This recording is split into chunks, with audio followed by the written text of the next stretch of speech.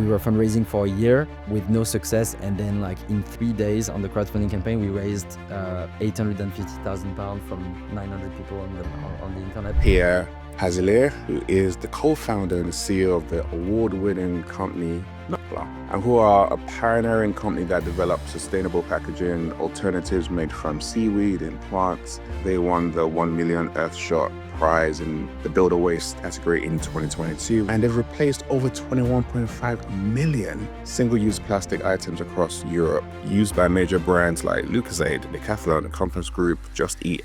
You forced innovation and creativity, but also created competition in your own industry. Yeah, and like we really invite competition, because I think if we are alone, it's actually a bad sign. It means that like no one really sees that it's kind of like an exciting, juicy market. First of all, I think it's just like we had the opportunity to do the co-CEO thing. Most startups don't. As soon as you're kind of like raising investment, the number one thing that happens is like the angel or the kind of like VC who writes the first check wants a very canonical structure of governance. It's quite funny how VCs pride themselves of being the kind of like custodian of innovation and scaling innovation, when actually they want really innovative products or business models, but they like very traditional funding model, they like very traditional governance model. So it's like, be innovative, but only in a certain kind of like place. I think to date, with I guess all rounds combined, around like £35 million that we've raised. How do you handle the pressure of raising that much?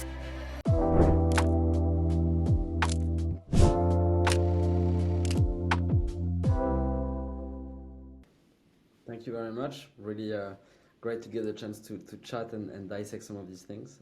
And actually, like excitingly, the updated number is 30 million single-use plastics replaced, so keeps on growing. Wow. What is the, is it 100 million that you're trying to get to, or what is the actual moonshot? I'm curious. I think when we reach 1 billion, we'll have kind of like done a good job. But like obviously it's already a very exciting number because it's an industrial scale number. Like I think plastic is on another scale. We know that like it's still a drop in the ocean compared to plastic, but it's starting to count. Yeah, it is, and it's progress. It's Yeah. progress, which is kind of what is needed in reality. And I was thinking, like, thinking about your obviously your pedigree, what you do now. I was curious. I also went back to the younger version of you. Like, what would I find? What kind of kid or personality traits did you have that have brought you to where you are right now? Yeah. My like I think that I've always been very curious. My mom usually says that like I was always asking why about everything, to the point that it was driving her mad. Uh, and I also kind of like I think got like the chance of being exposed to lots of stuff. My parents being quite creative, and so there was always a lot of kind of like room for, like, if you're interested about something, just getting kind of like a chance of really kind of like going deep, whether it's like activities or just kind of like trying to build stuff, explore in nature. So a very, very kind of like lucky level of exposure to lots of things to trigger imagination. And I also played a lot with Legos. I think that must have kind of like been like a good kind of like training for thinking of like building stuff from scratch. I remember like one of my first kind of like obsession was dreaming of building like a vacuum cleaner for Legos, so that you would actually kind of like get all the pieces really quickly kind of like out of the floor, because as we all know, like it's fun to play with Legos, but it ends up everywhere. And my grandma was always saying like, oh, you're gonna be an inventor and so on. So I think I was encouraged in all these traits, which is nice. Did you believe that statement around you were going to be an inventor from when you were young, or were you just like, you're just saying that? I think when I was young, for sure.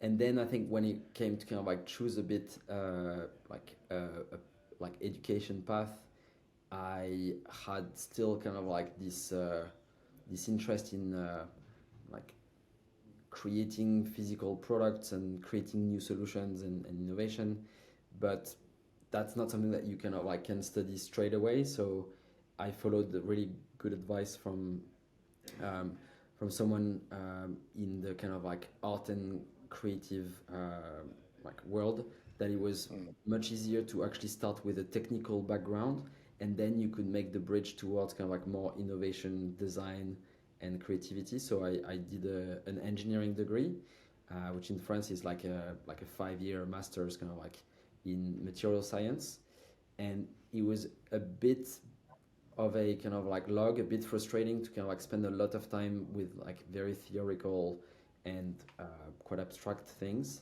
But I think it's actually served me well of having that like the engineering rigor and the like ability to interface with quite a lot of kind of like scientific fields.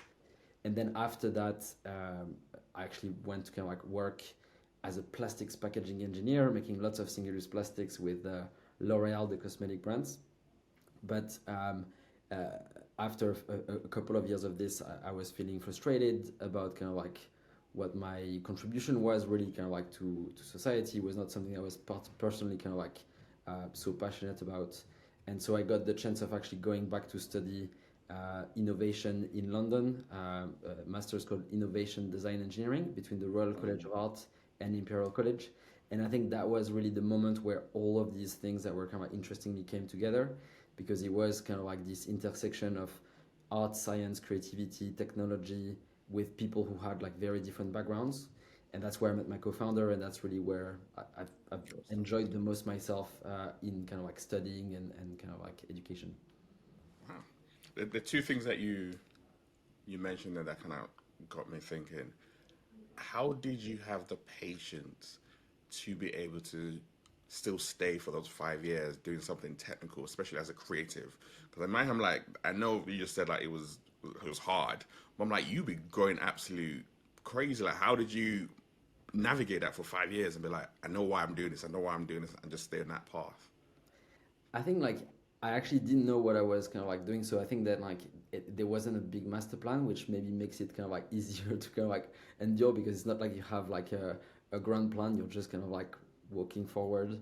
I think the unfortunate thing about the French system is if you're good in math and physics, that's kind of like the straight line for you. You just go into kind of like engineering, and so in a way that was like not that it was the default, but it was relatively kind of like there was a flow, which means that like I went with the flow. It was still kind of like a lot of like studying and hard work and so on.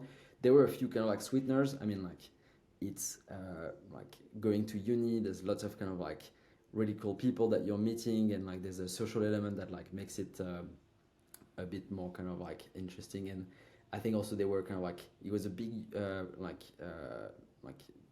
engineering school. So there was a design program which was elective, but I was kind of like doing that and really enjoying that. So they were little kind of like tasters of other things, which I think were a way of keeping going. And I had the chance of going for 1 year abroad in Australia, where I think I learned a lot about life, but I didn't learn a lot about engineering. But that was like a really good kind of like year abroad of kind of like not being eating math and physics and material kind of like science every day either. So yeah, I found a way to cope throughout. And something that you said earlier as well, you were thinking around what when you were at L'Oreal, like what impact am I having on the world? I'm assuming at this time you're probably early 20s. I don't know that many 20-year-olds who are thinking about the impact they're having in the world, and they're thinking about either can I have a good time, how much money am I making, what does the future look like? So how come you're thinking about the impact you're having in the world at that point in time? I think, I mean, like there was the impact in the world, but like mostly there was the impact on me. Like, yes, it was a well-paying kind of like job, and yes, it was kind of like a established company. I think my kind of like my grandparents clearly understood what I was doing, and that it felt like it was the kind of like ticking the box kind of like job.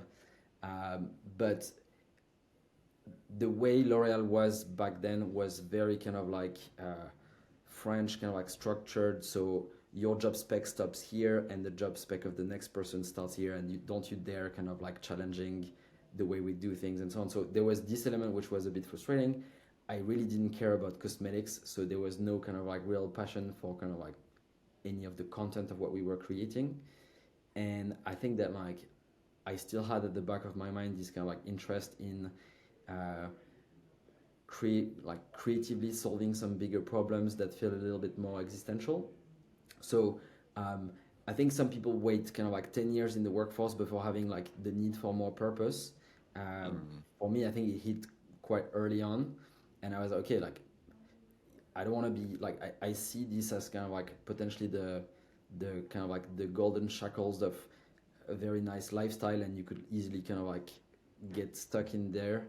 And so leaving within 2 years was kind of like the moment to take the exit before you're kind of like stuck for another 20. When you decided to leave and go and study at Royal College of Arts, what did your parents, your grandparents say? Were they like, "Yep, go for it," or were they like, "What are you doing? Like you're leaving a stable, secure place to go and do what exactly?" How was that conversation like? I think my parents were very supportive because like they know me well. I think it's funny like I think my grandma for kind of like the following 2 years, I think she still thought that I was working at L'Oreal, and then she didn't like really understand that like that was this weird thing that I would do in kind of like in the UK. But like generally like I was like a lot happier. I was doing some really like cool stuff, meeting cool people. So I think it was not so much of a kind of like shock to people that that was something worth doing. I think it was a bit weird going back in terms of kind of like comfort of life, because like from earning kind of like a pretty decent salary to going back to being a student, being kind of like sharing a flat, being quite lean. But at the same time, it was, yeah, like as I said, it was like probably the most enjoyable 2 years of education I've ever experienced, and certainly like extremely formative years for me. So it was like it was a really amazing experience. You mentioned obviously you met your co-founder there. Was that the same co-founder that you co-founded Gravity, Sketchwitch, and Skipping Rocks as well?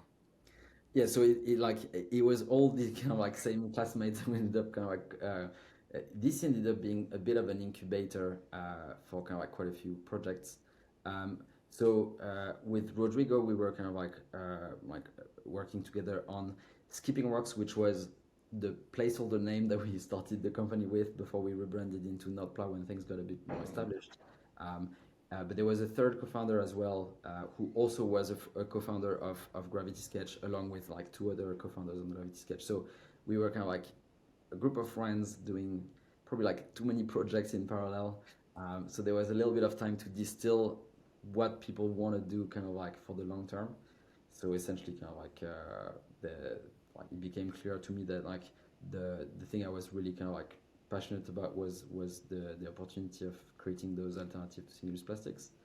And so like the other co-founders like continued to push Gravity Sketch. It's still doing very well, and it's like a project that I'm super proud of having been kind of like in the early days, kind of like working on. But at some point you have to make some choices, and I think that that was the choice that like that feels right. That is one thing that I know a lot of founders, entrepreneurs, people in general struggle with is knowing what direction to take. And you had these two things of like, those non gratis sketch was like one of the first consumer detailed 3D printers that you created, and they've now got Rock Labs, which is again sustainable packaging. And what helped you make the decision as to where you could turn to? Because I know there's so many people who want to be like, how do I choose? I've got so many ideas. Or what do I know where to go? So what did you do that was helpful for you that might be able to help other people as well? Um, I don't know if there's like some great kind of like lessons to be taught from that phase. I think in Gravity Sketch we were kind of like very similar. Like all the founders had very similar backgrounds, and I think that like it was just making sense that like there would be uh, like a bit of a split in terms of some really kind of like doubling down on the project, and others kind of like going and doing something else. Um, and then I think it's just like, yeah, for a year and a half, I think we achieved very little in terms of kind of like consistent progress by being constantly switching between one or the other. I think at some point it's worth committing to one thing. At the same time, like we had the luxury of kind of like doing this. I think there's some people who are maybe like holding a side gig and waiting to go full time on it. And like I don't think that like there is only one way. Like it's not like you have to drop everything and go full time. I think it's a luxury sometimes that some people have. Others are very successful just waiting for kind of like the minimum traction to then be able to make that decision. For us, it just worked, I think, to really accelerate things by dedicating 100% of our time on this. But I say like it's very hard to find like co-founders because you're kind of like really in it for the long run. And I'm incredibly lucky of kind of like doing this with Rodrigo. And I think that like it all depends on like who you're with in that journey and how you both feel at that time. The timing is everything. So you have to be aware of those elements as well. You're not in control of everything. How do you find good co-founders? What are the key things that you look for? Obviously, you were in this incubator-esque kind of space, so you have some amazing people around you with similar ideas. But what are the key things, in your opinion, that are important when you're looking for a co-founder? I think it's the most kind of like mysterious, non like logic thing ever. And it's not like I really chose my co-founders. I think it's just that it happened the way it happened. Those projects happened around people, and that's how things got shaped up. With Rodrigo, we're not only co-founder, but we're co-CEO as well, which is getting a lot of kind of like momentum at the moment. But we've been co-founders and co-CEOs for kind of like over 10 years now, and that's something that I think when it works extremely well. But when it doesn't work, it's basically kind of like kiss of death for startups. And I think finding someone that you can be co-CEO with, that's like even harder than like finding co-founders. And I have zero like wisdom to share apart from you'll only know once shit hits the fan and like the hard times come how the others behave. And that's kind of like the moment where you know. Before that, on paper it could look great. You could have all the greatest feelings, and it's just kind of like only through adversity that you realize that you have the ability to be stronger together, to kind of like listen to each other, find a quick path to resolution of any kind of like thing that requires alignment. But at the same time, it's good to have a little bit of diversity of opinion so that you're coming up with better decisions. And the fine tuning of all of this, it's a bit of a magic trick, and I don't think that it can be engineered too much. Why did you decide to go down the co-CEO route? I know a number of companies in France in particular have two co-founders, which I just found out recently actually, which was quite normal there.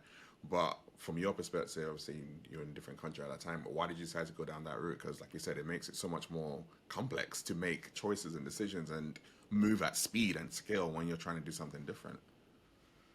Yeah, I think, well, first of all, I think it's just like we had the opportunity to do the co-CEO thing.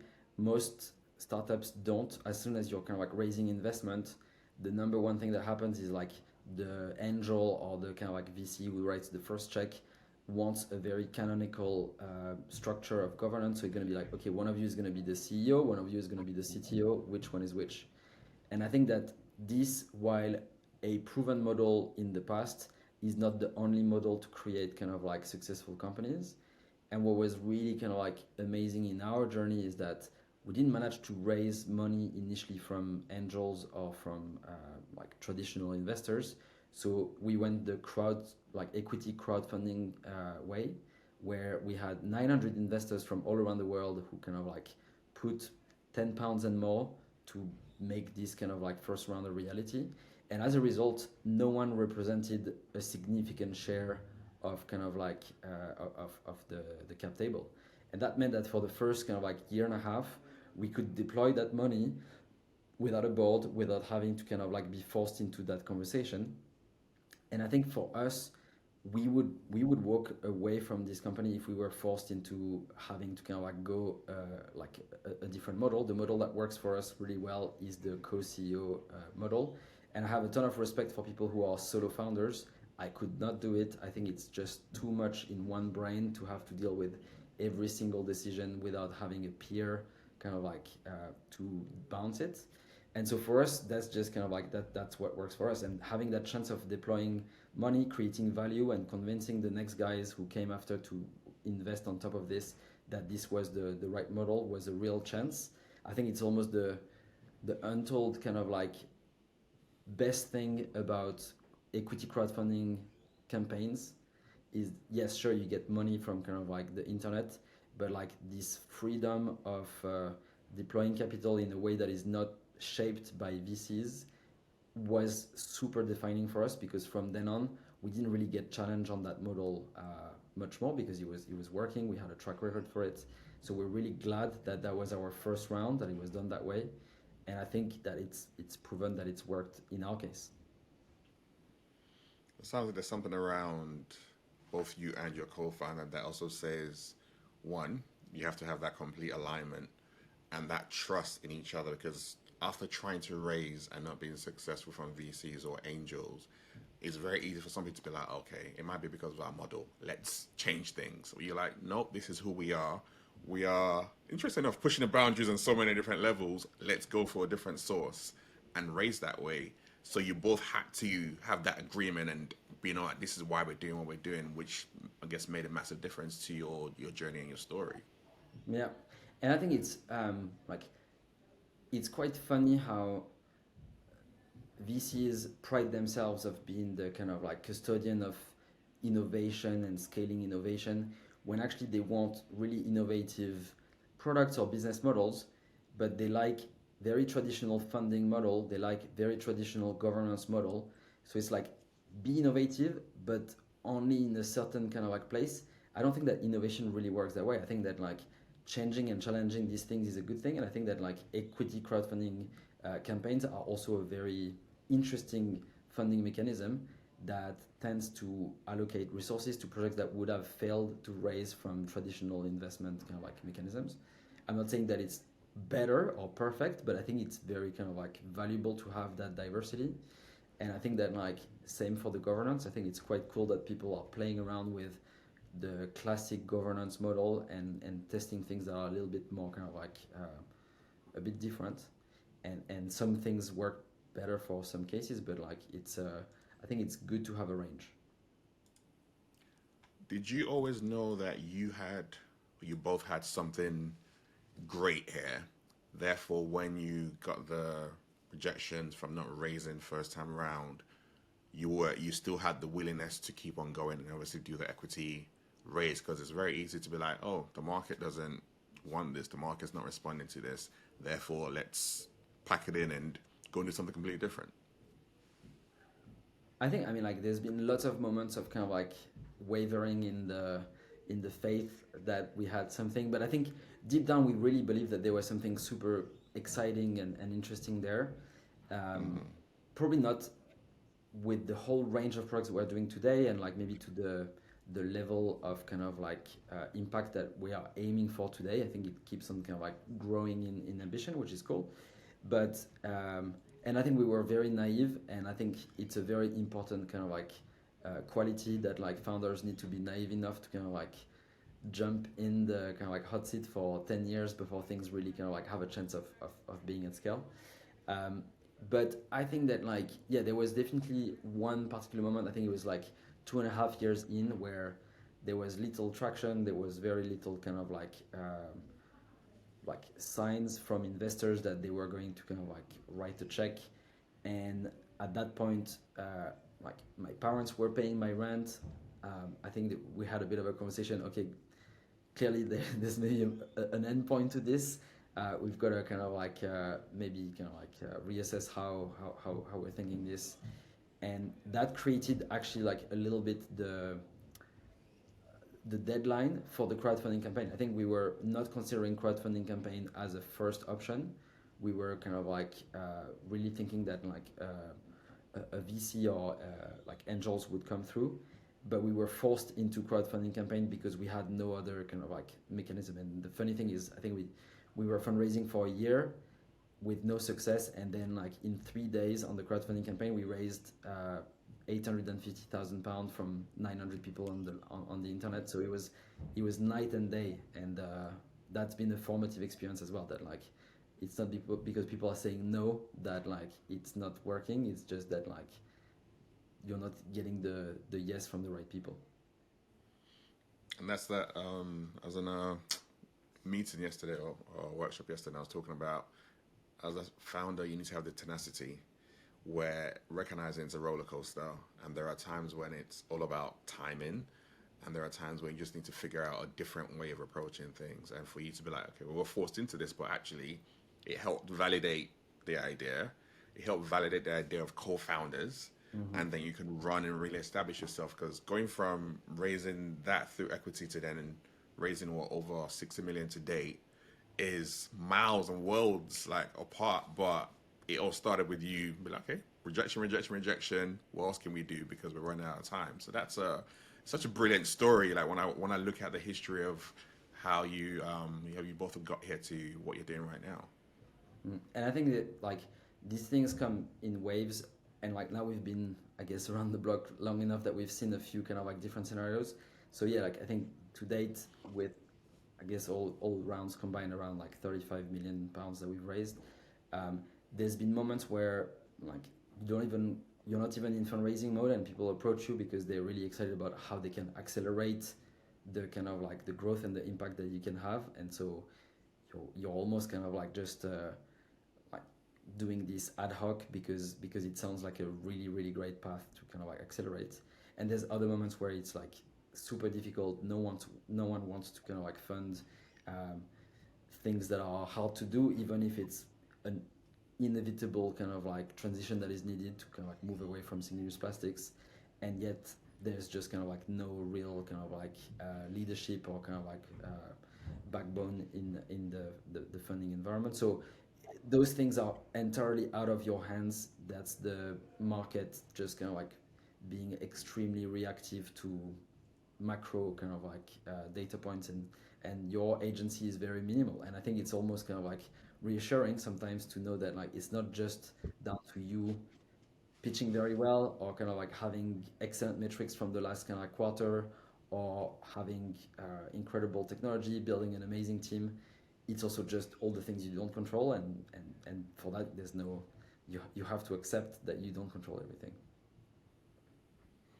How do you handle the pressure of raising that much? Let's say 5 million today. Obviously, you had that landmark 20 million Series A raising in 24 as well. Do you feel the pressure at all, or is it just, okay, great, we've got the money, we still know what we're trying to do, what we're trying to achieve, that's why we got it, and you just carry on as business as normal, business as usual? For many years now, we have a very established board, and like for sure there is kind of like pressure. And I think like it's healthy. Like you don't perform as well if you don't have kind of like pressure and oversight. So I think there's a healthy level of pressure, and then there's moments where it's like unhealthy because it paralyzes you, and therefore you need to find coping mechanism to actually kind of like do a good job, because otherwise you're just kind of like running around like a headless chicken. I think again, like on the day to day, the relationship with my co-founder Rodrigo is the number one kind of like way to balance the pressure, and I think that's kind of like worked really well for each other. I think he would say the same thing. And I think like another thing is knowing that you're working on something that is kind of like worthwhile. We're here because we really believe that like plastic in nature is an issue that needs resolving. So even if you're getting a lot of no's or a lot of kind of like challenges, it still makes it a worthwhile thing to do. I think if you're developing an app for cats, maybe it's like a hard thing to convince yourself that it's kind of like critical that the world has this kind of like solution. But at the same time, yeah, like I think there's no downplaying that like it's a stressful lifestyle. It's not for everyone. There's a lot of kind of like Hollywood portraying of like the founder status being very kind of like exciting and something aspirational, but like it's not that nice on the day to day. We don't do it for that for expecting it to be nice. I think we do it because it's exciting to have the chance of shaping things, seeing that the industry is kind of like changing and having the control of the direction of kind of like deploying some money towards those new technologies. That's all kind of like extremely rewarding, but we don't do it to have kind of like a chill life or be comfortable. Speaking of the realities of being a founder, I'm actually curious. I was like, man, I'm like, to ask you that question properly. You talked about the Hollywood portrayal of being a founder, which seems like the champagne lifestyle, living by the beach, enjoying yourself, especially when you're at a particular level. The realities are very, very different. From your perspective, what are the real realities of being a founder so someone can really understand like this is the world that you're stepping into? I think it like every quarter has been different. It keeps on changing, and it's almost like once you figure out something, it's changing again, and you have to figure it out again. Which is kind of cool. That's the thing that like also interests me. But I think that like being comfortable with a lot of uncertainty, like getting used to not knowing whether things are gonna work out and still having to make those calls, that's something that is quite kind of like tiring in the long run. And so I think that yeah, it's important to kind of like know how to recharge the batteries to be able to kind of like go through a lot of decision making without losing the ability to kind of like see the big picture. Uh, there's still a fair amount of like champagne moment, and like it's just at those moments that's when you need to network. That's when you need to be kind of like sharp, know how to kind of like pitch in 30 seconds, because that's when you connect with people that can open doors for you. So it's kind of like you never switch off. And in a way, if you really love what you do, that's actually not that hard, but it means that you never switch off. Notpla is the first and only seaweed-based coating to fully comply with the EU single-use plastic directive and be truly like properly plastic-free. Obviously, you got the official government certification. When you achieved that certification, was that one of the proudest moments that you and Rodrigo have had since you've actually started the company? Yeah, that was actually kind of like a crazy process, because it was completely uncharted territory. Because before that, no government had really kind of like tried to police the plastic free versus kind of like actual plastic space. There were lots of companies that were just happily greenwashing by marketing those claims without having ever to prove themselves. And Mm. so there was no real kind of like process to know what the government was going to look at to be able to kind of like make their decision. And so the Dutch government put together a task force and essentially kind of like started to go in the market, pick up samples, send it to different labs, run different tests. It was a complete black box. And so it was really interesting, but also kind of like quite unnerving to not know what kind of like was going to be their decision factor. And we would have once in a while like a call with the kind of like the guy who was running this task force, and we would try very kind of like nicely and subtly to ask questions back. He was like, "No, I'm the one asking the question," and it was like only one way. And so it was running through a process where you don't know what is going to be their assessment criteria. Um, and obviously for us it was quite defining, because like our name is Notpla. We really believe in kind of like this distinction between natural polymers and plastic polymers. So to have that not validated by kind of like the government who's starting to look at this in detail was a bit of a kind of like a defining kind of like identity moment. And so when eventually we came kind of like through the process with that decision that came that we were kind of like indeed plastic free, and that they hadn't at that point kind of like found anything else that was plastic free on the market, that was kind of crazy. And to me, it was just speaking about the lack of incentive for the industry, because up until that point, why would you bother raising kind of like and deploying tens of millions of pounds to develop a new material when you can just call the old materials plastic free and no one is going to go and challenge you?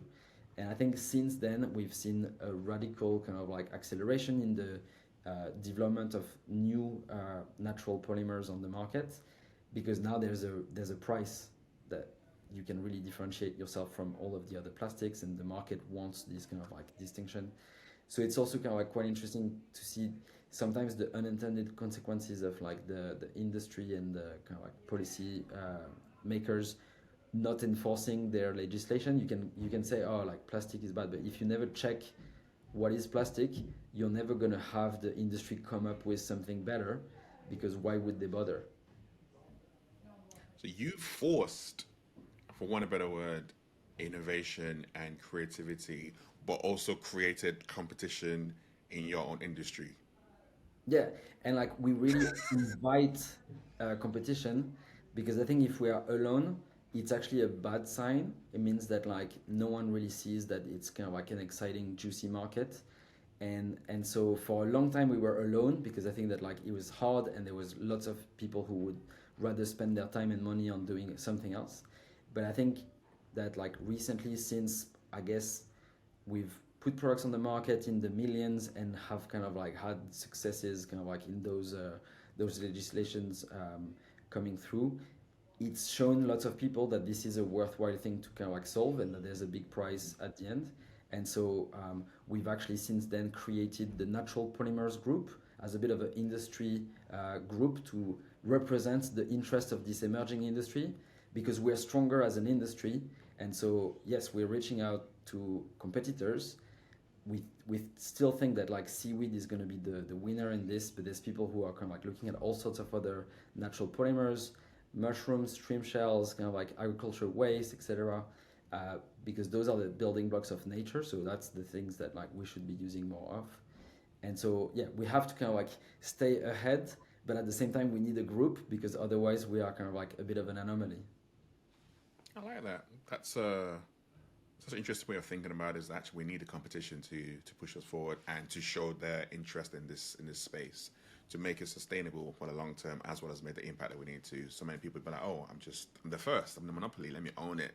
It doesn't really help sometimes, especially in what it is you're doing. So such a different way of thinking about it. And then when I listen to you go through talking about was going through a black box process to achieve that certification in Europe, the question I'd asked you at that point in time was that like a major highlight to you? I'm curious if I was to compare it to winning the Earthshot Prize. What was that one like? I think like I mean like both highlights definitely. The Earthshot Prize was kind of like incredibly kind of like public, whereas I think that the like the Dutch government kind of like decision was something that we celebrated internally. But it felt like we were kind of like the only ones to know about this, and that it was going to be significant. So it was really interesting. It was kind of like the opposite kind of like types of events, but both were kind of like very important in our kind of like in our journey. But obviously, like winning the Earthshot Prize, that was quite kind of like quite something. Getting the prize like from this initiative from Prince William. I'm French. I didn't really care too much about like the royals before, but now I actually see that like it's quite incredible the platform that they have and that they use for talking about sustainability. So I am like now like very much kind of like pro, and I see how they are so influential in getting momentum and like more and more people to care about this. So it's quite an amazing thing to be part of, frankly. And obviously kind of like this ability to attract so many talents that have their own kind of like audiences. So when the prize was kind of like announced to us by David Beckham himself, we were like, oh my god, this is crazy. Were you um, surprised?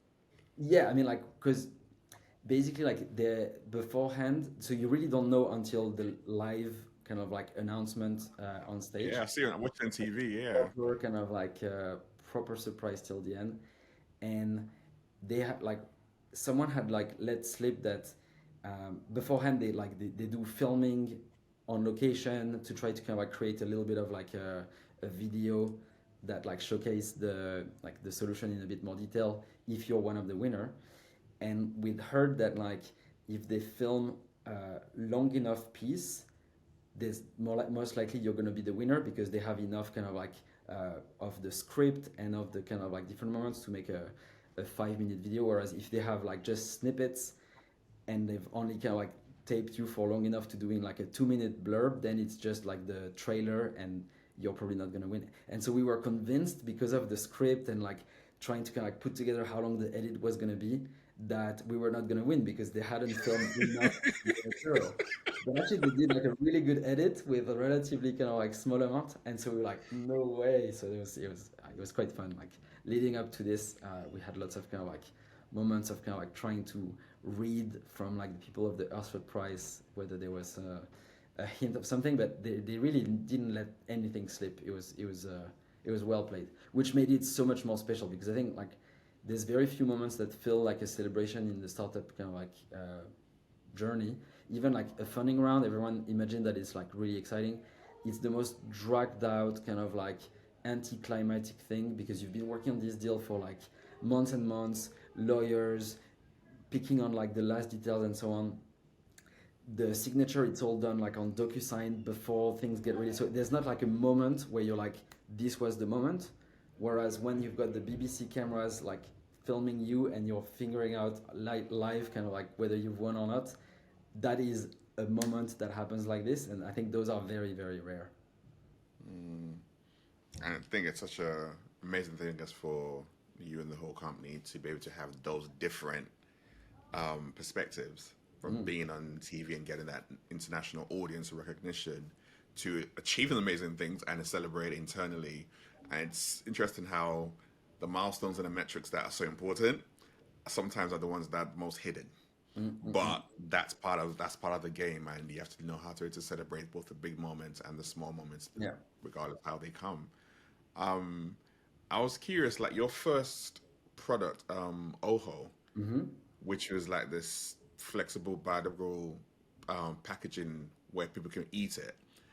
When you decided to come up with that, did people take you seriously, or was it like, what are you playing at? Yeah, I mean, like that was the foundational kind of like product that got us started. If you imagine, it's like it looks like a bubble filled with water or juice or like energy drink or whatever it is, and the membrane is made from seaweed, and you can eat the whole thing, a bit like a cherry tomato that would be filled with liquid. And yeah, I mean, like it's like a super interesting, attention grabbing, contrarian proposition because edible packaging, if you're going to eat it, what is it packaged by? There's all sorts of kind of like weird meta questions like this. When you think about it, like the inspiration initially was fruits do that. Like you can eat the peel of a fruit, but also you can not eat them and throw them away, and nature knows how to deal with that material, no problem. So that was a bit the standard for us. Like if nature can like build these materials for packaging, can we learn how to make packaging that feels exactly like nature, fruit, like a fruit form factor? And so that's when we learned about seaweed and started to kind of like develop the first kind of like formulation.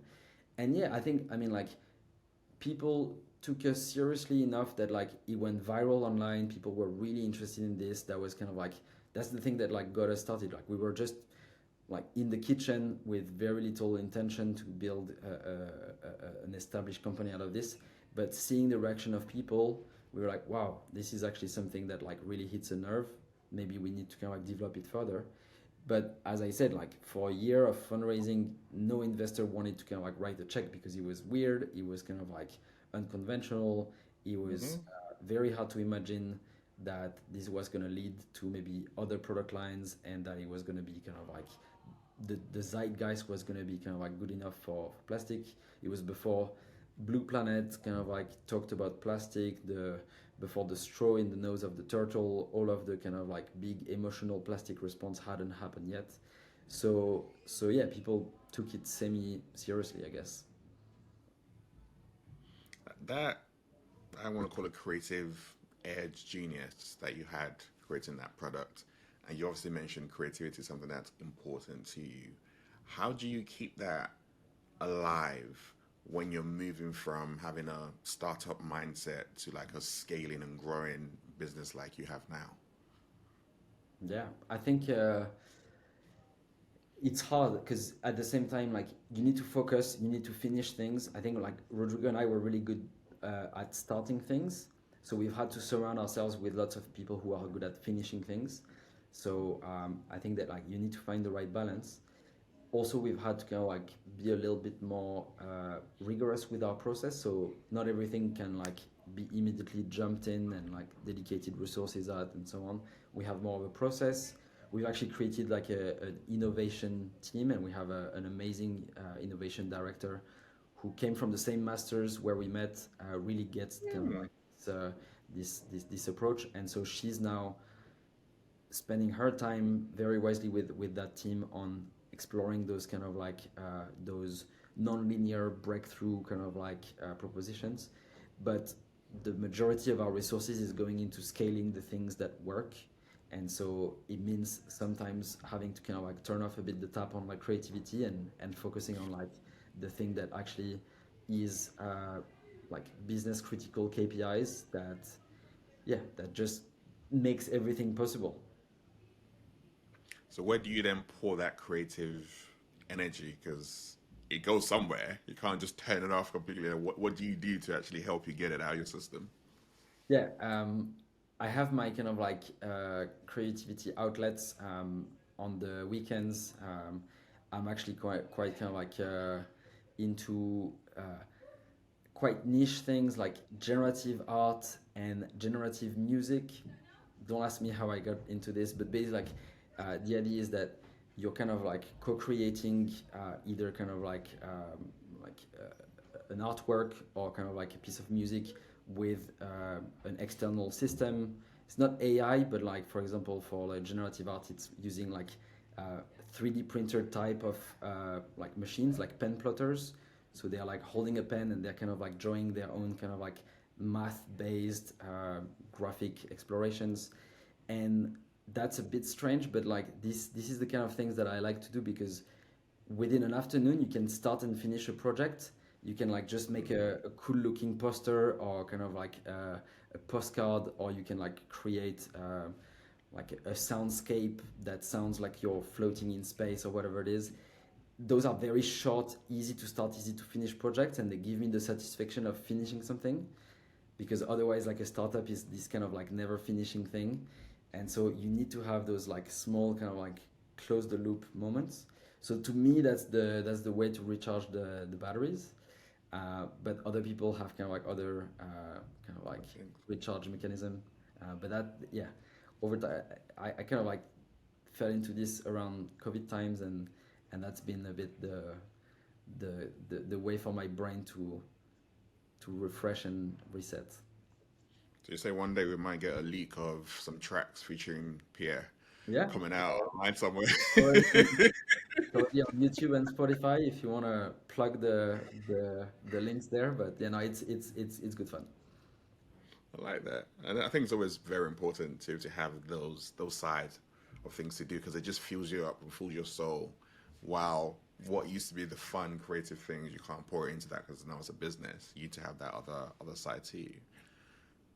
When you think about success, how did you define it earlier on, and how do you define it now? Is it still the same, or has it changed for you?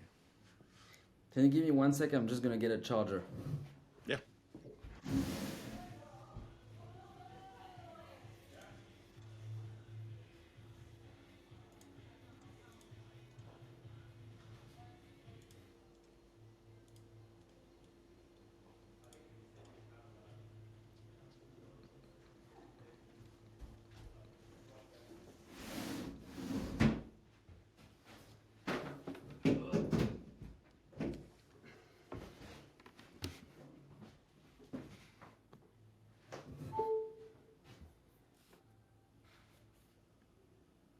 Let's see if I'm back. It's a bit slow. Maybe a bit of lag. Can you hear me okay? Or I can hear you. It lagged a bit, but now it's you're back. cool. Hopefully we'll catch up. Sorry, I was on a low battery. Um, That's fine. And the way this records, it's when it records on your side, it records in real time. So even though it Okay, might get cool. it slower, it'll sync itself back up, so it's fine. I was Cool. gonna, when Do you mind you reminding? think Yeah, about go ahead. success, I'll ask that question again. So when you think about success from when you first started to where you are right now, is it still the same definition that you have, or have you redefined it since then? It's a good question. I think I was talking about being a bit naive. I think that like that's something that you have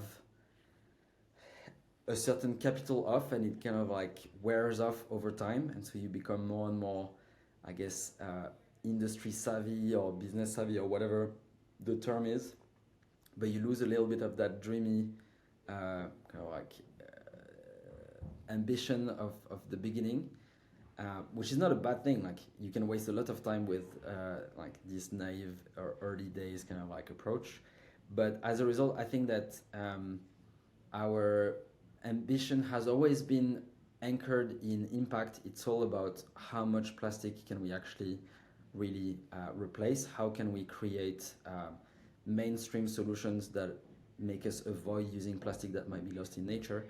And so that has never kind of like gone away. If anything, it's become more and more real and more kind of like achievable. But I think that like there's all the layers of the startup world saying like success is defined by how big is your team and how much money you're raising and how much kind of like revenue you're creating and how kind of like your gross margin is kind of like better than your competitors and all that kind of stuff, which I think is a necessary kind of like set of KPIs to drive the company in the right direction and create value. But it's also kind of like a little bit less like close to the purpose and the heart to make it kind of like the thing that you're kind of like waking up in the morning to do. So I think there's a sweet spot, and I think like we've probably kind of like dialed down a little bit on the kind of like let's naively think that everything is going to work, and we've dialed up on like this is what good business look like. And I think we have I would like to think we have a sweet spot now, but I think it's important to kind of like check in and make sure that that is still a sweet spot. So is there anything you've had to unlearn along the way, along your journey, to help you to then get to where you are right now? When you think about Notpla, what you've built, having that mentality of this is what a good, solid, amazing business kind of looks like. Loads of stuff. Probably like a lot of it is quite unconscious. I think my initial experience at L'Oreal was super helpful for being quite close to the plastics industry, understanding how things work in like big corporates. But for a long time, it's also like maybe been a disservice for certain aspects because I was just assuming that this was the way to go about it. When actually there's lots of different ways to kind of like approach the problem. And I think having grads around and having people who are kind of like not coming necessarily from the industry, coming from academia, coming from different places has been really great to have the diversity of opinion because I felt like I had a bit the validated experience from the industry. At the same time, I had like a relatively short industry experience, and so I've had to learn how to rely more on the people who have really kind of like deep experience, 30 years of experience in the industry, and I think now we're starting to have like a really good board, people who really have kind of like seen multiple waves of things. They have the perspective, and so yeah, you've got to learn bits from them, unlearn bits from your past to be able to do a better job. And on that journey, then, what's helped you become a better leader? Because I said you spent 2 years in industry, then you went to study, you're running an organization, you've raised funding, you've got people reporting into you, you've got your co-founder relationship, you're leading. Yeah, you're leading on a massive international global scale. So what's helped you become a better leader to do this? Um, Lots of things. and like I don't know how, like it's a journey. Like we're definitely still kind of like learning lots of things and doing lots of things wrong, but we've also kind of like had a lot of kind of like things in the past that were much worse, where we've kind of like learned how to approach it better. One thing that has been very helpful, we've had kind of like coaching for like co-founder coaching. So shout out to Marissa from People Untapped, who also kind of like was in the 10KSB course. But I think that's been like really amazing to have her helping us kind of like think through some things, not just like abstractly. Like coaching can be a little bit like you're gonna find your solutions yourself, and just like I'll just ask the question, and actually like Marissa is very pragmatic. Sometimes like she's just saying, this is how it gets done in most cases. What do you think about this model? This is the book where they talk about this. So a little bit more kind of like provocative than just asking questions back at you. So that's been really helpful. Uh, my wife and I think like Rodrigo's partner, like the role that like our partners play is like significant, because it's a lot of kind of like weight on the shoulders. So I think that like they're the like unsung heroes, because at the end of the day, when we have a crop day, we bring it back home, and like it's not always kind of like necessarily fun to deal with, but they are like super supportive. um, we try, in all honesty, to kind of like get feedback from the team on how we can do it better. Regularly kind of like try to kind of like do 360 feedback to try to understand what's our blind spot. And sometimes they say things that are hitting home and very true, and sometimes they're saying things where we just have to kind of like disregard it because that's not kind of like the direction we want to go. And I think like it's also kind of like learning how to kind of like pick the things that like you think are aligned with what you want to achieve. Yeah, so those are some of the things that we've approached. And now you're all in, you've raised, obviously you're trying to grow the organization. Where would you want to take things to? Like, what is your ideal scenario that would happen with Notpla? Yeah, I think um, we still have this relatively open-ended kind of like approach to it, which will follow whatever gives us the chance of having the biggest impact at scale, which I think is a nice way of keeping things kind of like opportunistic. If it's partnering with one of the big incumbent kind of like packaging company, or like working closely with brands, or even if this was building a company for the long run that will be kind of like global, might one day kind of like float on the market, like those are all valid kind of like options if they serve the purpose of kind of like delivering more impact in the market than the other. So I think we are quite kind of like happy to like be guided by this. It's not just our call. We have investors and they have investors, and so like I think that there's also kind of like um, multiple things that enter in the discussion. But I think we're really lucky to be backed by people who believe in the impact that we can have, and it's not just a kind of like economical return that they're looking after. That's also kind of like having that beneficial kind of like new uh, nature-based solution on the market. So yeah, I think that like that is the like the general thing I would say. And like for me, and I'll speak for Rodrigo, I think we're also kind of like open enough about the fact that we feel we're the best custodian of Notpla right now, but we are also kind of like happy to see if the time comes someone doing a better job than us at it. That's okay as well. I think that like what we want is this to have the most impact, and that also means that personally it could be that like we just join forces with someone else who's better at like running this when it's at the scale of replicating everywhere in the world and doing all sorts of new things. And maybe we can use our kind of like skill set on like other areas. So I think we want to make sure that like we are not just hogging this position because we feel entitled to it, but like that we feel like we're the best person right now for that job. That's one of the things that I speaking to you earlier before this and when we met, I noticed there is a openness to being focused solely on the mission, which is around sustainability and packaging, rather than being like, this is my company and we have to do this X, Y, Z. like, and obviously he described it so many times all the way throughout, different things, different ways and approaches you and Rodrigo have had of doing things and doing things your own way, but bringing change to the industry. And to have that, what I call the humility to not hold on to, this is my company, this is my title, but more hold on to the purpose and the mission of why it was created, is such a different way of looking at things. And it's, for me, it's very refreshing to hear like founders talking about their companies that they've spent time, energy, effort, sacrificed so much building, but talk about it in that open and free kind of way. It makes such a massive difference. Well, thanks. And I think, again, I really believe in diversity of kind of like approach.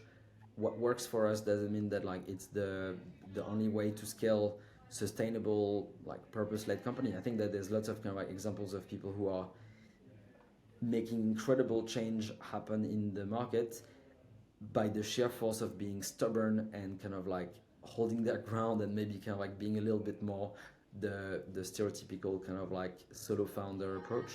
But I think for us, that's not really the place we're coming from, and so it wouldn't be authentic to us. And I think like if you're not authentic, you're not gonna last the distance. So that's a bit the way to approach it. Well, one thing you have been all the way throughout this interview has been authentic, which I very much appreciate, bringing that reality of what it's like building and growing a sustainable business, the ebbs and flows, the different challenges that you go through, the hidden things that people don't see and recognize, but it's all part of being a founder. And you're like, this is what I bring to the world, and this is important to me, and therefore we need to go through that journey. So just thank you for coming on and sharing all the information about how you can connect with Pierre, how you can connect with Notpla, how you might be able to be in a company. You might be listening to, like, actually, my company might need some sustainable packaging. Connect with them and get involved, because the more the organizations can lean in, the better it's going to be as we try and change the world and change the environment that we're living in to make it more sustainable. So appreciate your time today. Thanks for having me, and thanks for shining a light on some of those aspects that get talked about a bit less than the usual business pitch. No problem at all. It's Everyday Leadership. We will see you soon.